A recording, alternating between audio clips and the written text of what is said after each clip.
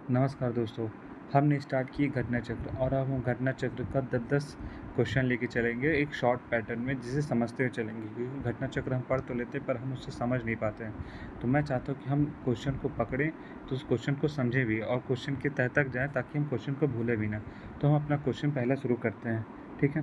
तो क्वेश्चन आता है हमारा पहला कि रॉबर्ट ब्रूसफुट थे एक, तो इसमें पूछा गया है कि क्या थे? तो इसका जो सही आंसर होगा वो होगा कि रॉबर्ट ब्रूस फुट जी एक पुरातात्विक थे, ठीक है, हिस्टोरिकन थे। तो इनके बारे में मैं आपको बताता हूँ, आप इनको देख के ही समझेंगे।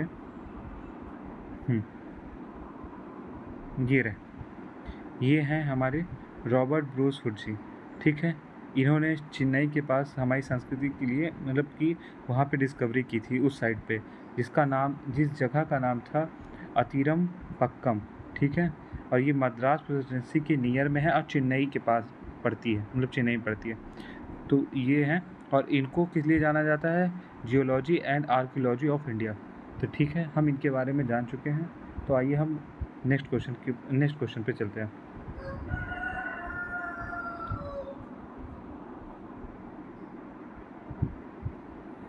नेक्स्ट क्वेश्चन पे एक सेकेंड।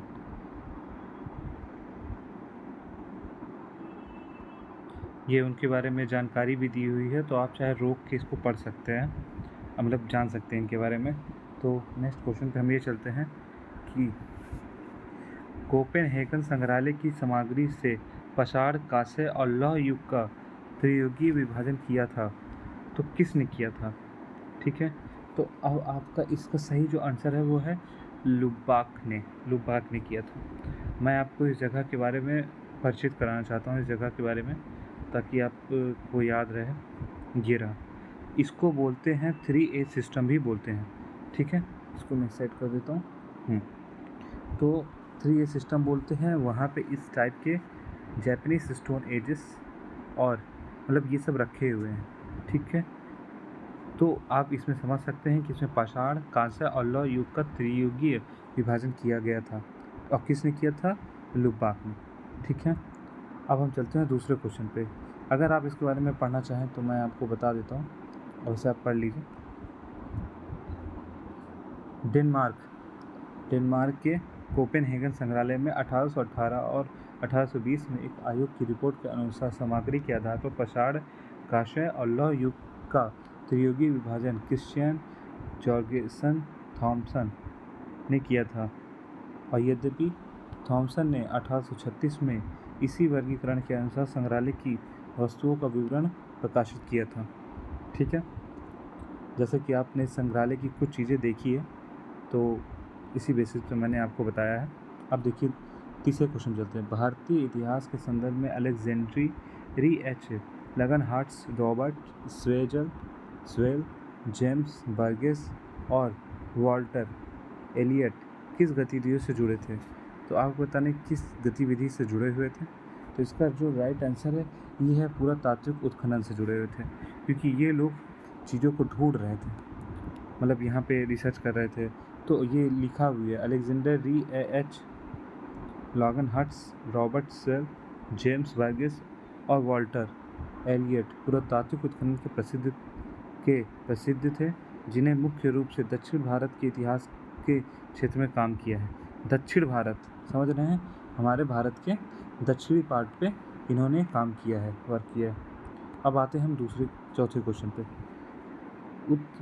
उत्खनित प्रमाणों के अनुसार पशुपालन का प्रारंभ हुआ था, तो आपको बताना है किस मतलब काल में हुआ था? तो इसका जो राइट आंसर है ये है मध्य पाषाण काल में हुआ था, ठीक है।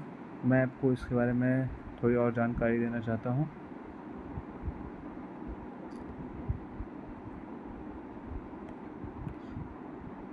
मतलब पशुपालन का बारे में आपने सुना ही होगा, लेकिन अगर क्वेश्चन पूछा जाता है कि कृषि और पशुपालन की सबसे पहली चीज़ों के प्रमाण हमें कहाँ मिलते हैं, तो मेहरगढ़ में मिलते हैं, जैसा कि आपको पता होगा।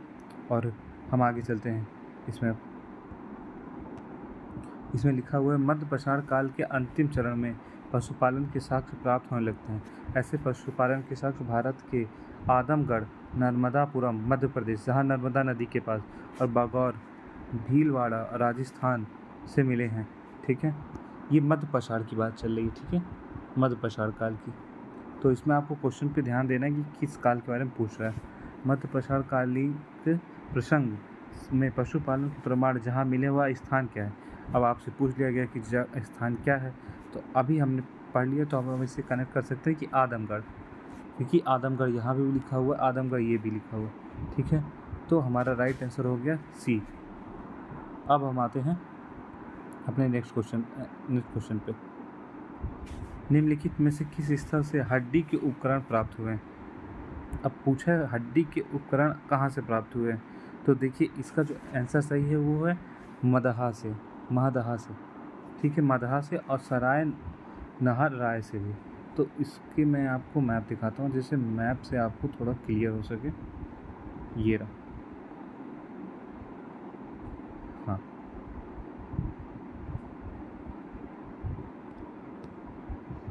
एक सेकेंड,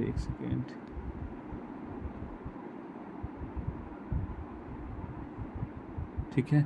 आदमगढ़ गाइस यहाँ पे, जैसे कि मैंने आपको बताया था। और ये मैप है कि नहीं, यही मैप है शायद, ये मैप, हाँ, ये यहाँ पे देखिए, ये है मादहा, ठीक है, और उसी के जस्ट नीचे है सराय नहर, ठीक है। तो ये दोनों चीज़ें ये मादहा ऊपर है और सराय नहर नीचे है। तो अब इसके बारे में पढ़ सकते हैं कि मध्य पाषाण कालीन मादहा उत्तर प्रदेश के प्रतापगढ़ जिले में स्थित से बड़ी मात्रा में हड्डी एवं सींग निर्मित उपकरण प्राप्त हुए हैं। जी आर शर्मा मादहा में 3 क्षेत्रों का उल्लेख करते हैं, जो झील क्षेत्र, बूचड़खाना, संकुलन क्षेत्र एवं कब्रिस्तान निवास में बटा था।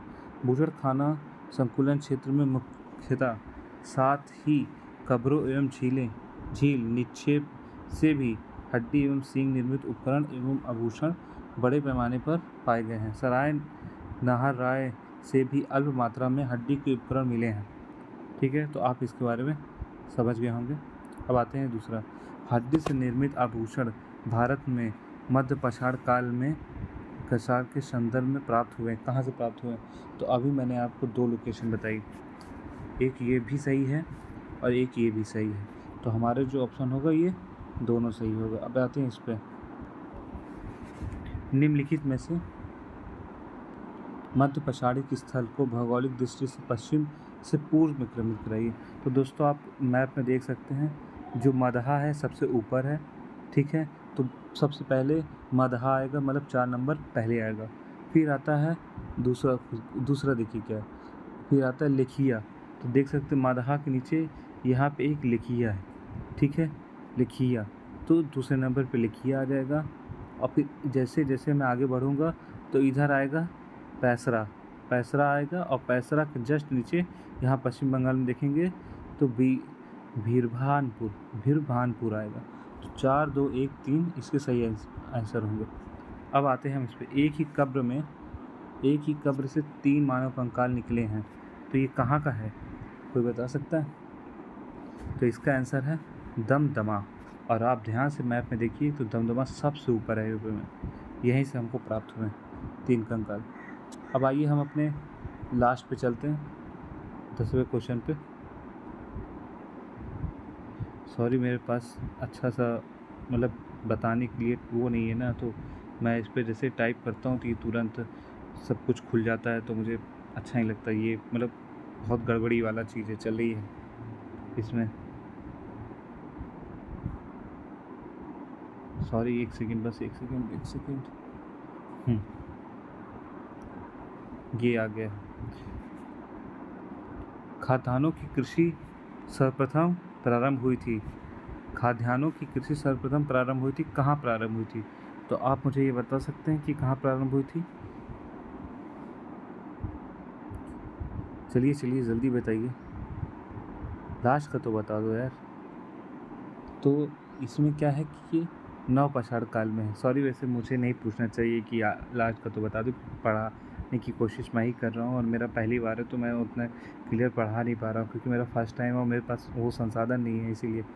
तो नवपाषाण काल होगा इसका। और इसी तरह हमारे 10 क्वेश्चन की सीरीज़ ख़त्म हो चुकी है। आई होप शायद आप समझ पाए हो 10 मिनट में 10 क्वेश्चन। Thank you. अगर आपको लगता है कि अगर आपको ऐसा सही चाहिए तो आप इसमें कमेंट करिएगा, तो मैं ज़रूर कोशिश करूँगा। Okay, thank you and sorry अगर कोई मिस्टेक हो इसमें तो। Okay, thank you.